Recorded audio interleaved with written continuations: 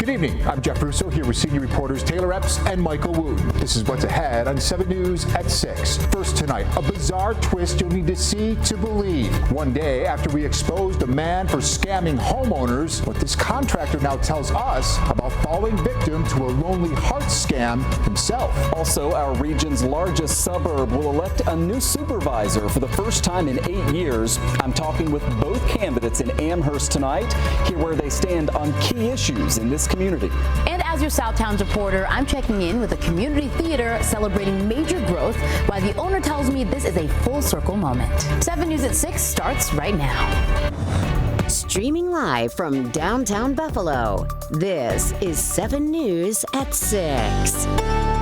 Good evening once again. We begin tonight with a bizarre twist in our most read story on WKBW.com.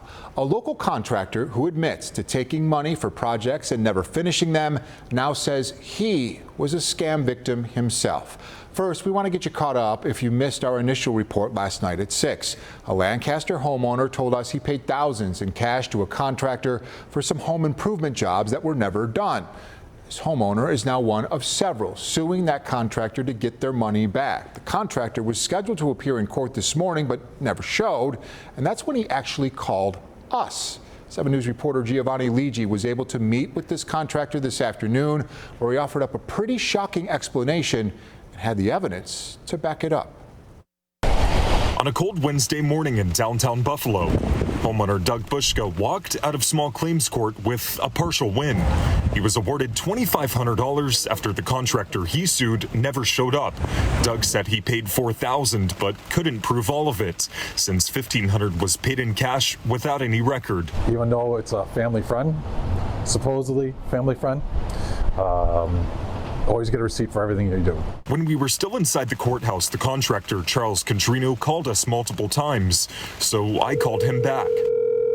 I don't know how to say this all. I mean, I got scammed online. Earlier this morning, why not show up to court? I figured, you know what, let him get his judgment and I'll pay his judgment off. He told me he was sorry and said he wanted to explain himself. Contrino said everything started after he fell victim to an online romance scam. I met somebody online, a girl, supposedly a girl.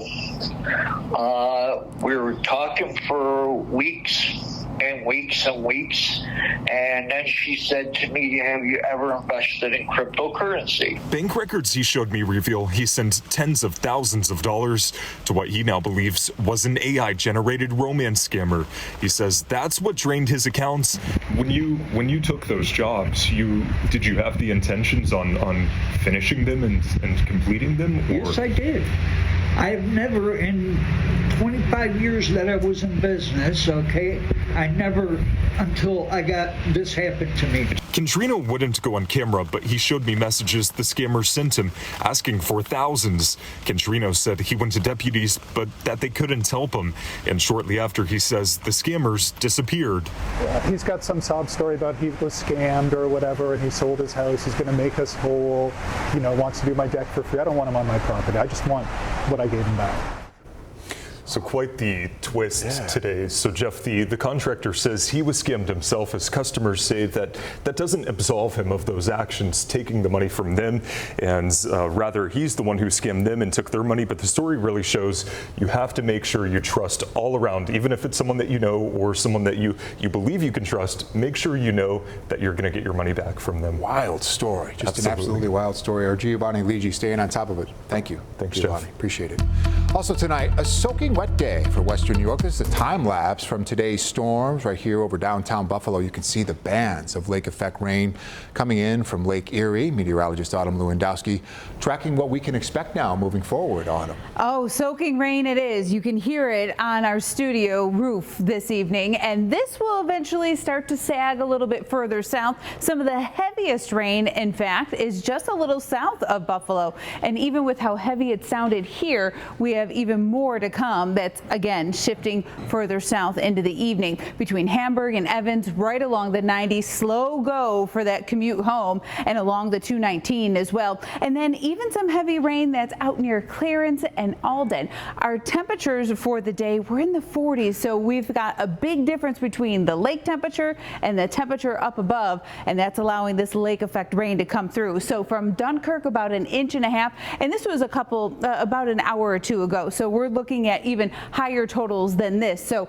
over 1 inch in plenty of spots, and even the Buffalo airport well over 1 inch at this point. Our rain chances for Buffalo high now, but again will start to drift further south into the evening and then settle across the southern tier into the overnight. That's why the rain chances deplete so much as we head into the overnight. Looking at our hourly forecast, we're going to see this start to shift a little further to the south. We will still be dealing with off and on rain, not only with lake effect rain, but then rounds of showers that come in during the day on Thursday as well, just not as steady and soaking, in fact. And looking at our forecast for how much more rain we may receive, the airport would be around 1/2 inch, and again that shifts further south, more along the lake shore and for Dunkirk. For the day tomorrow, we'll get a little more sunshine and temperatures up to around 50 degrees, but we're still talking about rain. I'll have that forecast ahead. Autumn will check back in just a bit. Election season in full swing. One of the big races we're watching this year is for Amherst Town Supervisor. Buffalo's largest suburb hasn't seen a new supervisor in almost 8 years. Democrat Sean Lavin running against Republican Dan Gagliardo. Senior reporter Michael Wooten joins me now, fresh off moderating a debate between these two candidates just in the last half hour on Voices right here. No shortage of topics to talk about in the town of Amherst, Jeff. We discussed everything from crime, property crime, policing, also development. There are so many important projects in the town of Amherst, but also taxes, which when you talk to folks is always top of mind. I want to play a little snippet here in which I asked the two of them, how do you accomplish keeping taxes low without dipping into cutting essential services? Anytime you talk about a tax increase or scaling back on services, you get pushback from voters. Folks want their streets plowed, they want their streets paved, they want enough police officers out on the beat. How do you accomplish those cuts that you're talking about without impacting services that people just expect? You have to start with what's necessary.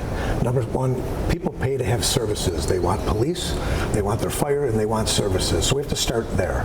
So what I'm talking about is looking at administrative expenses, going through line by line, understanding what we do and how we spend our money, the contractors that we use, the money that we're bringing in. We have to look at that, break it down step by step to understand that. As a business person, you can't spend two when you make one. So I'll just start by saying we were just audited by the New York State Comptroller, passed that audit, no problem. The reality is a cut to expenses is a cut to services. 60% of our budget goes to the amazing employees of Amherst. So when you're talking about cutting those pieces out of the tax pie, you're talking about not hiring police backfills, you're talking about snowplow drivers, you're talking about our senior center. And those are valuable services we provide to our community. So I don't really subscribe to cutting those positions with this kind of blanket tax cut. 130,000 people live in the town of Amherst. It's the largest municipality in our region after the city of Buffalo. A lot of eyes on this race. It's going to be a big change at the top in our biggest suburb. Early voting is this Saturday. It begins, and then Election Day, of course, on November 4th. And we will keep you covered. Our Michael Wooten, as election season is in full swing. Away we go. Michael, thank you. You can watch tonight's full conversation between the Amherst Town Supervisor candidates. It's available right now in this article on WKBW.com. All new tonight, we are digging into new concerns from some members of Buffalo's Common Council about next year's capital budget and which community improvement projects are being recommended. Each Common Council member comes into that process with projects they would like to see addressed in their own districts. But this week, Councilwoman Zanetta Everhart voiced her frustration that none of her district's projects are being selected. I spoke with Everhart today as she and other city leaders vow, as it stands, they will not vote for the current 2026 budget. I will not vote for that capital budget unless it includes at least one project from each council member. Mastern District Councilwoman Zanetta Everhart voicing her concerns over the City of Buffalo's 2026 capital budget process and how community improvement projects are being identified. For me, it really is the process and understanding how are we dictating what the priorities are. It's an issue that boiled over during Tuesday's Finance Committee meeting, where a recommended list of $28 million worth of improvement projects were discussed. None of the projects that I'm putting forward are being recommended to be funded, and that's a problem. At the top of Everhart's list, improvements to the Delavan Grider Community Center. Buildings like this, right, are crucial. Everhart pointing to the center as a community hub for resources and activities and a warming shelter in the winter. She tells me the building needs an updated HVAC and heating system, and the roof that was replaced by the city last year continues to leak. There are certain things that should be prioritized, and one of those things should be places that save lives. Everhart believes as a Common Council member, she represents the needs of the community and would like to have more say in how capital projects are selected. Several of her colleagues in the Common Council shared similar concerns during Tuesday's meeting. When the document is filed and we don't see any of our anything that we put in reflected, it makes us feel like we got hit in the face and disrespected. I'm not going to vote on it. I'm not going to vote on it if our projects are not there. Now that vote needs to happen before December 15th, so there is time here. I did reach out to the city late this afternoon. A spokesperson for acting mayor Chris Scanlon releasing a statement saying that the process for developing the capital budget is clearly outlined in the city charter, and it begins with an independent citizens planning committee that reviews and then recommends capital priorities to the administration, adding, quote, both the mayor and the Common Council have appointments to that committee, ensuring a transparent and collaborative process. Any changes to that process would have to be made through the legislative process. 1, 2, 3. Welcome home. Do it. Celebrating a milestone in the South Towns, a theater company in Orchard Park is taking a big step, expanding after a successful first 4 years in business in Orchard Park. I'm Taylor Epps, your South Towns reporter and a theater fan myself, so it was amazing to check out the Room Theater Company and meet the owner, Annalise Casciano, who tells me this is really a full circle moment for her. She started the Room with 8 students in 2021. Now this is a Hamilton reference, of course, a reference to the song The Room Where It Happens, but that room was a very small space, and this talented community grew very quickly. She teaches performance skills, singing, dancing, and acting to students ages 3 to 22, putting on 5 musicals and 1 play throughout the year on top of other performances. Well, now 4 years later, she has more than 100 students, and she was still in that 700 square foot space. And then last month we moved here, which is now 2,000 square feet. So it's just been a blessing to be here. This used to be Amy Lynn's dance studio, and I danced here when I was younger, and Amy Lynn was my teacher. And I always thought I want to be just like her. I want to have my own studio someday. And here she is, 13 years ago, dancing at Amy Lynn. So it's truly a dream come true for Annalise, and she's helping that next generation of talented performers. This year, they did High School Musical and Aladdin. Their next show will be The Lion, the Witch, and the Wardrobe. If you'd like to join this growing community or be an audience member, there's always room at the Room. I've got information that you need to know on WKBW.com. And as a reminder, I am your South Towns reporter. Telling these stories is what I like to do. I'm your girl, so if you got a story idea, something you want to celebrate in the South Towns, just scan that QR code or shoot me an email, taylor.epps@WKBW.com. Jeff? 3. Also tonight, cutting the ribbon on an important new resource in Niagara County. It's a brand new accessible home from Heritage Christian Services. Still ahead, meet the family moving in and why they're calling this a dream come true. All new at 6 tonight, a program in Niagara County is celebrating a major milestone, cutting the ribbon on a new accessible home in Pendleton. A man living with developmental disabilities will be moving in along with his parents under the support of Heritage Christian Services. 7 News reporter Derek Hyde has the total and the story of independence and peace of mind. I like the floor too, Sean. Yes, great floors. Sean McManus has just settled in and is now giving the tour of his new living space. I always wanted to move into this home. This house is a dream. the dream come true. According to the Institute for Exceptional Care, 16 million Americans like Sean have intellectual and developmental disabilities. And for Sean's parents, Margaret and Dennis, who are 79 and 81 respectively, taking care of their son isn't like what it once was. If my manage aging, it's getting too much for them. It's going to be very difficult for us to try and take care of Sean. As Sean has aged, so have we. And we just really aren't capable anymore. But now, thanks to community donations from places like the Scott Beeler Family Foundation, Sean has a brand new home on Town Line Road in Pendleton, where he lives under the care of Heritage Christian Services. Once they come to, Heritage, they have a better life. And here, it's more accessible. There, it was starting to get a little hard for some of the guys to get up and down the stairs to go to their bedrooms. Here, they don't have to do that anymore. They have a shower that they can just walk into instead of having to step into a tub. Sean shares the house with a few other guys, but he doesn't mind. Because I now this is the culmination of everything we have ever wanted for our son. A chance for Sean to age in one home, surrounded by community. I don't wake up at 2 a.m. worrying about my son. I know he's in excellent hands, safe hands, caring hands. Derek Hyde, 7 News, Pendleton.